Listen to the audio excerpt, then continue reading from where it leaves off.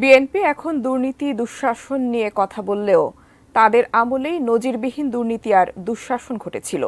এই মন্তব্য করে পররাষ্ট্রমন্ত্রী ডক্টর হাসান মাহমুদ বলেছেন, দুর্নীতি দুঃশাসনের সবচেয়ে বড় উদাহরণ তারেক রহমান। মঙ্গলবার জাতীয় প্রেস ক্লাবে বঙ্গবন্ধু বাংলাদেশ উন্নয়নে জননেত্রী শেখ হাসিনা শীর্ষক এক আলোচনা সভায় প্রধান অতিথির বক্তব্যে তিনি বলেন, বিএনপি আমলের দুর্নীতি নিয়ে এফবিআই এর মতো বিদেশি গোয়েন্দা সংস্থাও আদালতে সাক্ষী দিয়ে গেছে।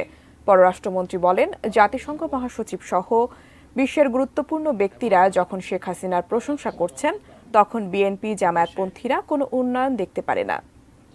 আপনাদের দুর্নীতি দুঃশাসন, সেটির মুখ হচ্ছে দুর্নীতি সন্ত্রাসের প্রতীক তারেক রহমান। তার বিরুদ্ধে, দুর্নীতির বিরুদ্ধে এফবিআই এসে বাংলাদেশে সাক্ষ্য দিয়ে গেছে এবং তার দুর্নীতির টাকা এবং তার ছোট ভাই আরাফাত রহমান কোকর দুর্নীতির টাকা বিদেশ থেকে ফেরত আনা হয়েছে।